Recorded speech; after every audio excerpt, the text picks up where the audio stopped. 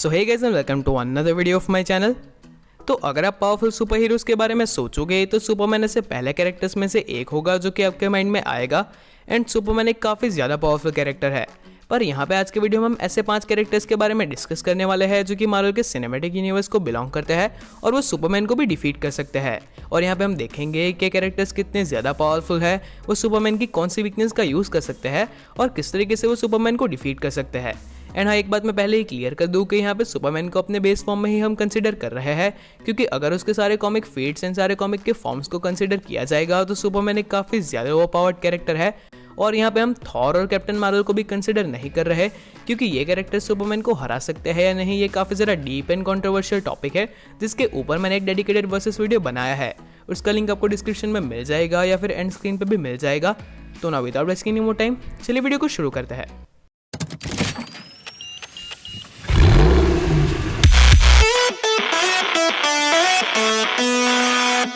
Number 5, Scarlet Witch. तो जो लोग भी सुपरमैन के बारे में थोड़ा बहुत जानते हैं उन्हें ये तो पता ही होगा कि माइंड कंट्रोल सुपरमैन की काफ़ी बड़ी वीकनेसेस में से एक है।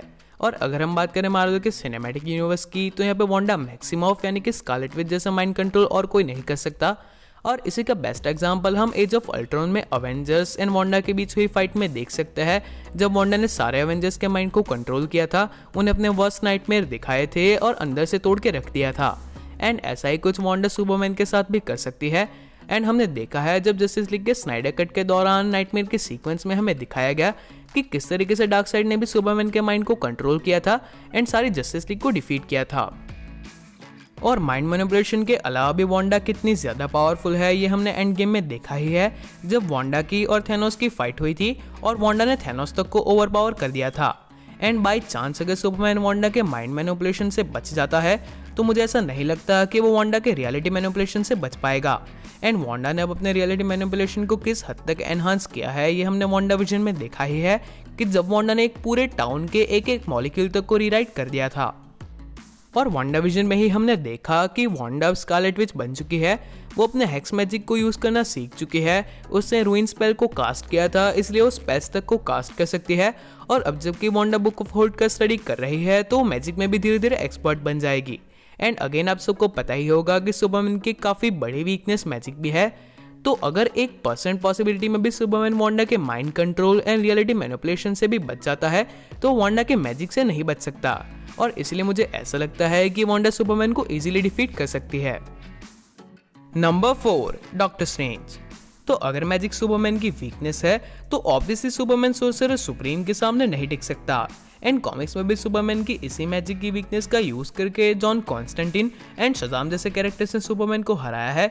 तो इसीलिए आई एम श्योर कि डॉक्टर स्ट्रेंज के लिए भी सुपरमैन को हराना कोई बड़ी बात नहीं होगी। डॉक्टर स्ट्रेंज कितने ज़्यादा पावरफुल है ये तो हमने मूवीज़ में भी देखा है। एंड डॉक्टर स्ट्रेंज अपने मैजिक के नॉलेज एंड स्पेल्स का यूज़ करके कुछ भी कर सकते हैं। और इसलिए डॉक्टर स्ट्रेंज के जो फैंस हैं वो उन्हें चलता फिरता मिनी इन्फिनिटी गॉन्टलेट बोलते हैं।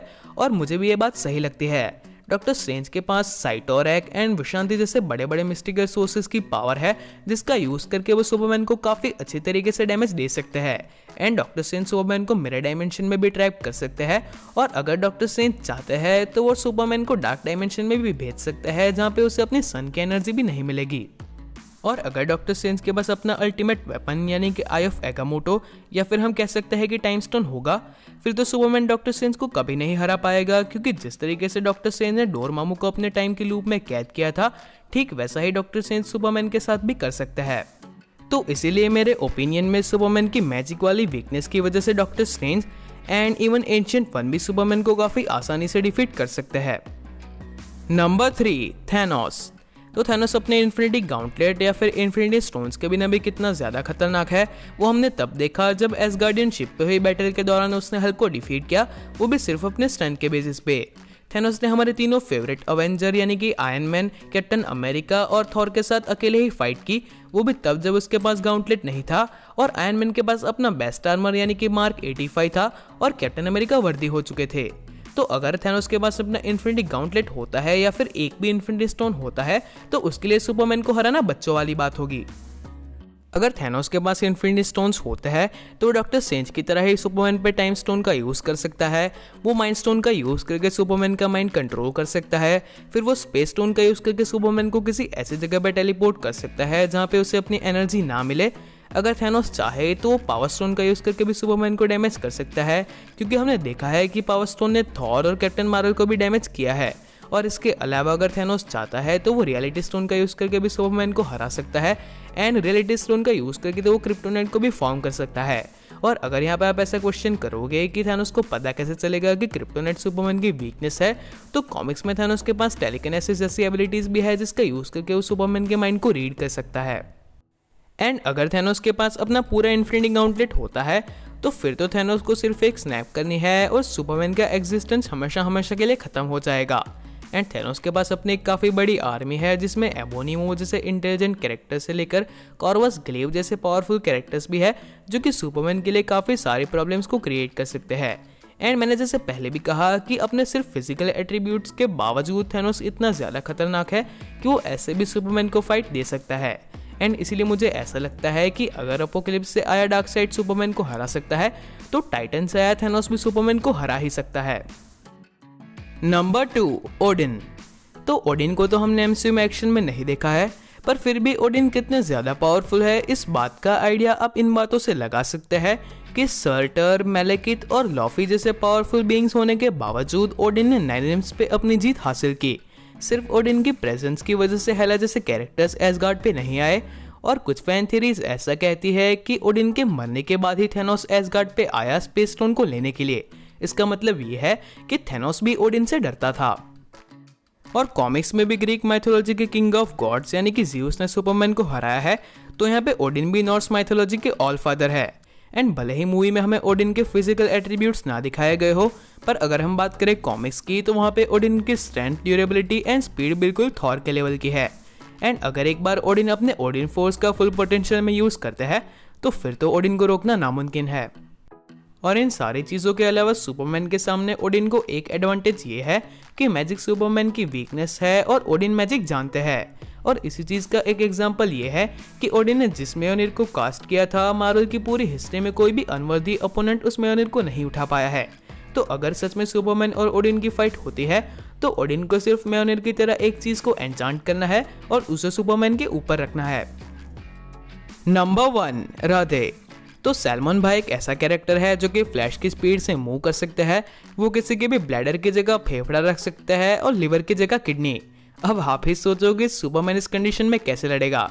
I mean just kidding. और हाँ, सैलमन भाई के फैंस ऑफेंड मत होना, वो तो क्या है ना, सैलमन भाई एमसीयू का पार्ट नहीं, वरना उन्हें मैं इस लिस्ट में जरूर लेता। तो चलिए बढ़ते हैं रियल नंबर 1 के ऊपर। Number 1, iron man. तो बैटमैन वर्सेस सुपरमैन और इनजस्टिस जैसे कॉमिक्स में से बैटमैन ने हमें एक चीज़ समझाई कि सुपरमैन की पावर का आंसर पावर नहीं है बल्कि है इंटेलिजेंस। और अगर हम बात करें इंटेलिजेंस की तो टोनी स्टार्क से ज़्यादा इंटेलिजेंट कौन हो सकता है? बैटमैन की तरह ही आयरन मैन भी एक ऐसा कैरेक्टर है जिसे अगर इनफ प्रिपरेशन टाइम दिया जाए तो वो किसी भी चैलेंज को फेस कर सकता है। मूवीज में हमने देखा कि आयरन मैन ने हल्क को हराने के लिए हल्क बस्टर आर्मर बनाया था, और ठीक उसी तरह उसने कॉमिक्स में थॉर को हराने के लिए थॉर बस्टर आर्मर और इवन सेलेस्टियल जैसे पावरफुल बींग्स को हराने के लिए सेलेस्टियल बस्टर आर्मर तक बनाया है। तो ऐसे केस में अगर सुपरमैन के लिए एक आर्मर बनाना होगा तो वो आयरन मैन के लिए कोई बड़ी बात नहीं होगी। और मुझे तो ऐसा लगता है कि आयरन मैन क्रिप्टोनाइट को भी सिंथेसाइज कर सकता है, क्योंकि आयरन मैन के सेकंड मूवी के दौरान हमने देखा जब आयरन मैन ने अपने आर्क कैरेक्टर के लिए एक एलिमेंट को जनरेट किया था। और यहाँ पे कुछ लोग ऐसा आर्ग्यू करेंगे कि आयरन मैन को पता कैसे चलेगा कि क्रिप्टोनाइट सुपरमैन की वीकनेस है। तो आप खुद ही सोचो कि एक ऐसा कैरेक्टर जिसने एक केव में रहते हुए आर्क कैरेक्टर को डिजाइन किया जो कि इन्फिनिट एनर्जी का सोर्स है, और अपने घर के सोफे पे बैठे बैठे टाइम मशीन को बनाया, वो सुपरमैन की वीकनेस के बारे में पता क्यों नहीं लगा सकता? और कॉमिक्स में ये चीज़ लेक्स लूथर भी कर चुका है। तो आई एम श्योर कि आयरन मैन भी क्रिप्टोनाइट को सिंथेसाइज कर सकता है और उससे लेकर सुपरमैन के साथ फाइट भी कर सकता है। तो देखो यार, मुझे तो ऐसा लगता है कि आयरन मैन सुपरमैन को हरा सकता है। आपको क्या लगता है? आप नीचे कमेंट कर सकते हैं। तो आज के हमारे वीडियो को यहीं पे समाप्त करते हैं, और मैंने सुपरमैन का कैप्टन मार्वल और थॉर के साथ जो वर्सेस वीडियो बनाया है वो आपको एंड स्क्रीन के ऊपर मिल जाएगा। और साथ ही मैं एक चीज़ ऐड कर दूं कि मैंने यहाँ पे काफ़ी हद तक न्यूट्रल रहने की कोशिश की है, क्योंकि I also love Superman and I am also a big fan of justice. So that's it for today guys. अगर आपको आज का वीडियो अच्छा लगा हो तो इसे लाइक कीजिए, शेयर कीजिए और अगर यहाँ पे नए हो तो इस चैनल को सब्सक्राइब कीजिए। तो चलिए मिलते हैं हमारे अगले वीडियो में।